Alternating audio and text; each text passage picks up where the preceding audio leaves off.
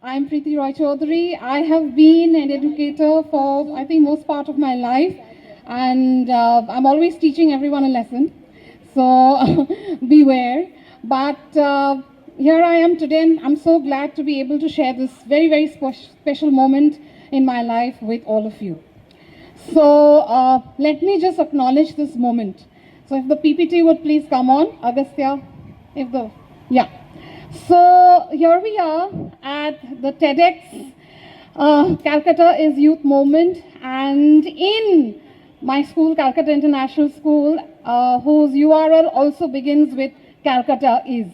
And these two labels portentously foreshadow what I am going to talk about today is how Calcutta is and Calcutta continues to be the wind beneath my wings. Calcutta continues to be my lived reality. Okay, so just a disclaimer, I have a few photographs to share. One of my identities is of an amateur photographer. I'm not a photographer by any means of any technical expertise, but this is my way of capturing moments from the city. And please treat these photographs as the background music to a film. It is just setting the tone, adding a little bit of beautiful noise while I take you through why Calcutta is the eye in my city. Okay. We need to. Right. So I consider myself also in one of my many versions as a student of literature.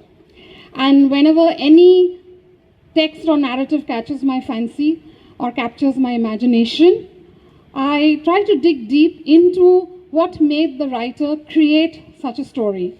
So it's not the dry facts or the dates or the biography of the writer as such, but I try to look at his lived reality, at his circumstances that created that narrative. Even as a photographer, someone who likes to take photographs, when I look at a frame, I also look at what are the other elements in that frame that add value to it. And because of this TEDx event, I was able to actually sit back and review this gigantic tapestry that is my city and pinpoint, think about actually for the first time what it is exactly about my city that makes it so special to me, that is of such value in my life, right? And the most important word that I can think of here is context. Just like the circumstances of the writer add that context to that piece of art, similarly, Calcutta is that invisible link that runs through all the stories that flow through it. And one of them is mine. Yeah. No problem. So what is it about the context? When we look at the word context, it seems to be very heavily loaded because you can talk about cultural context, you can talk about social, economic or political context. But what I want to refer to today is the context of inheritance. What I have inherited from this city, what this city has given to me as a gift, the gift of roots and wings. But what is this, when I talk about the, can we move the slides please, Agastya, next one. So, yeah. So when we talk about the word context, like I said, what is it about it? It's an emotional inheritance that I have received from the city. And it brings to me, or it has given to me the foundation, the steady foundation on which I can build and soar and rise. And I'm allowed to look at the heritage or the legacy of this wonderful, thriving place as not a burden, but something that builds people up, right? So, a disclaimer, because everyone would have a different perspective of the city. So in that sense, Calcutta is definitely holographic, right? So she reflects different things to different people at different times. It all depends on your perspective. But as like the end of all journeys, we want to go back home. I think it is that very sense that she brings to me that has led me to title my TED Talk today as the I in my city. I chose to focus on that single vowel in that four-letter word because I'm going to treat that single vowel as the prism through which you can see the collage or the mosaic that make up different parts of me. And I'm going to give you a preview or a sneak peek into what are some of the things that ground me as a person that has come from the city, and what are the things that build me up, that have come as a gift also from the city. Right. So, can we change the slides, please? Thank you. One more. So, when we look at these moments that I've captured from the city, they form parts of my narrative in my head. They are forming parts of that, that continuous song of that city that continues to play its tune. Can we go to the slide with the chart? Okay? Yeah. So, I may be accused of over-romanticizing the city, right? But, only, with all her flaws and imperfections, that I only choose to talk about what is nice about her. But when I look at her, she is this very fierce, flawed lady who is tired, but still she's thriving. Sounds a lot like a lot of us in the crowd today. So what is there not to love about the city? Okay, so the first thing that I want to talk to you about how Calcutta has found, given me my roots, is where I am going to ask you to think about that image from the city. Have you ever noticed or observed the quiet resilience with which this city has braved the ups and downs of history? I mean, she has borne the labels of past splendor and our past glory and present slander with such grace and poise, right? So she used to be, go to the next slide, she used to be the capital of the British Empire in this part of the world. Next slide, please. And like all empires are very fragile and they don't last, almost like the life cycle of a butterfly, she was also labeled as, next slide, as a dying city. But she has endured, she has lived through all these labels, she has seen riots, rebellions, famines, floods, and even the Renaissance with such grace and poise. I think this is one of the greatest lessons that she has taught me, is to stand firm, to observe, to endure, to adapt, and also to change. And it is this tenacity that we see in a city that, people can, slander, or people can talk ill about or praise, but they can never ignore her.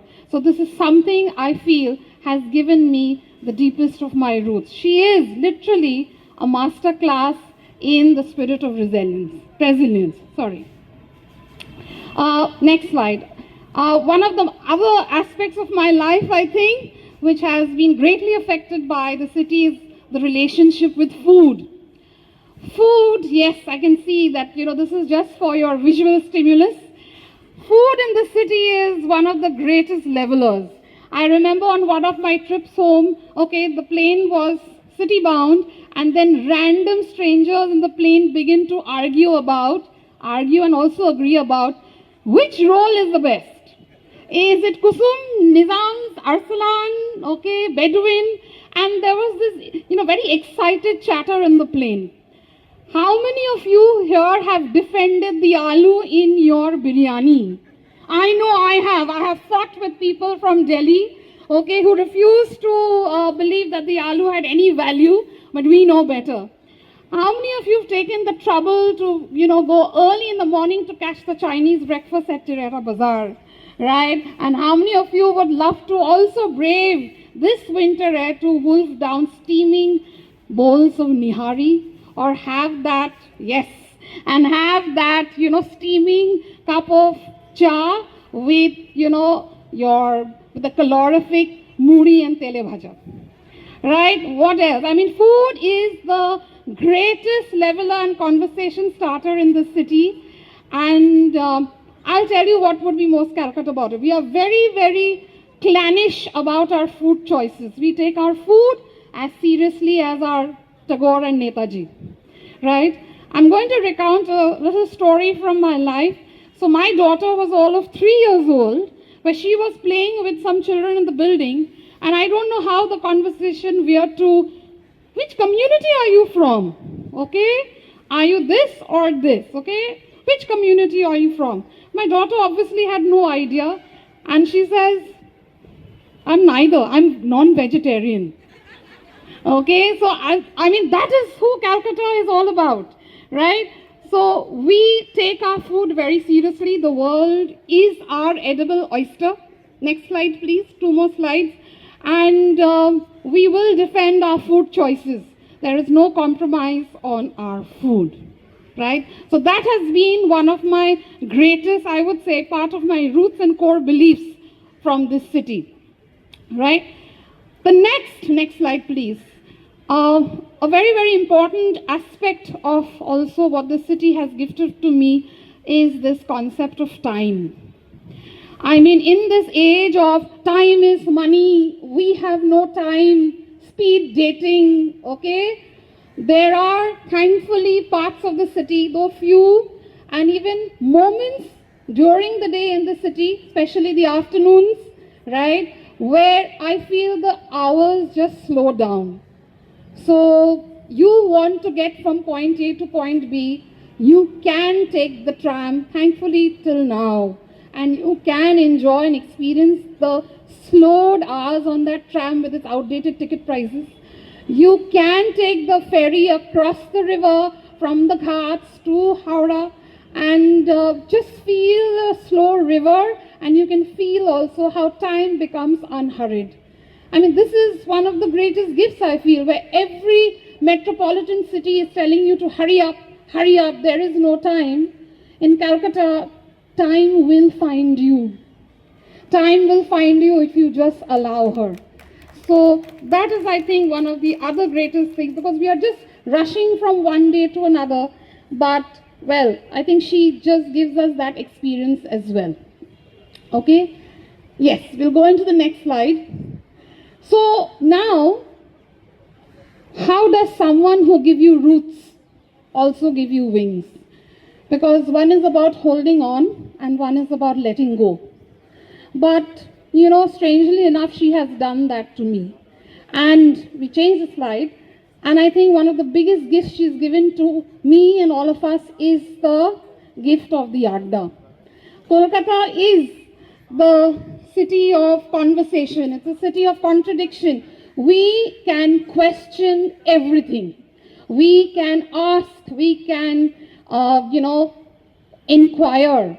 And I think that is one of the greatest gifts. So, you know, long before international pedagogy made it very cool to be inquirers, I think Kolkata started doing that in these conversations and coffee houses and addas. And I'll give you the very basic example. I think everyone here has experienced that, of the inquiry method of gaining knowledge. When you have your nosy parar kakima asking you, ki korcho ekhon, ki plan. Okay, so you have that right from the, you are asked always the question. So, you know, that is something that Kolkata has, I think, given me the ability to question, to create space, to claim, okay, space for myself. But, next slide, but it is as a woman, I think there is a special bond or the special gift of Kolkata. So, I know times are alarming, frightening, but I think there exists in all the women of Kolkata this fire to never back down. Okay, another question. Have you ever argued with a woman from Kolkata?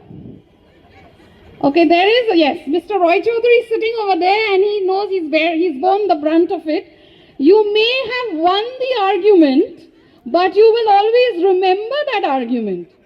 Because a woman from Kolkata, she can, you know, quote Gloria Steinem, and she can be a staunch feminist, you know, with bell hooks, but she will still cry at Sayara or she will sing Taylor Swift. I think women of Kolkata are something else. We really claim our space.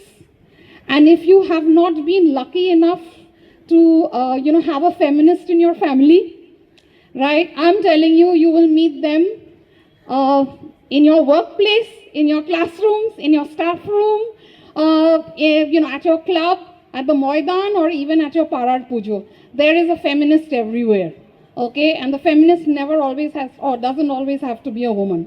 I think that's something very, very important. So this aspect of being a woman in Kolkata is sometimes very, very liberating. Next slide, please. Next slide. So before I begin to conclude what I want to say, I think that one of the most final things, a gift the city has given me as wings, is the way it humanizes the divine, especially with its favorite goddesses. I mean, next slide please. Turning a religious festival into a public arts display, reinterpreting divinity as humans. I think that's an amazing interpretation of what we as human beings, or the lived human experience, is all about. And to see that on such a large scale, I think it is cathartic. It is what the human experience is all about. And this is something that I cherish as someone from Kolkata, right? So, if you look at these photographs, I'm asking you to look at the photograph and see how in everyday moments, our gods and goddesses, our divinity lives within us. It's not something just stuck to, a place of worship. It's a very human experience. So in this day and age where we deify the messiness of ordinary individuals, I think to humanize the divinity is something that very few cities can do as a whole, right? So, right.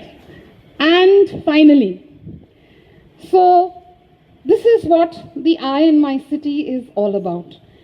Okay, I've given you, a sense of who I am as part of my roots and wings, and the I becomes a prism through which you could see why is this city so very important to me. And yes, the city, the spaces that we inhabit influence us, right? But we also leave our imprint on this city. So today's TED Talk is my little footnote at the bottom of this magnum opus called Kolkata. And I'm so glad that I've been able to share that with you. Thank you.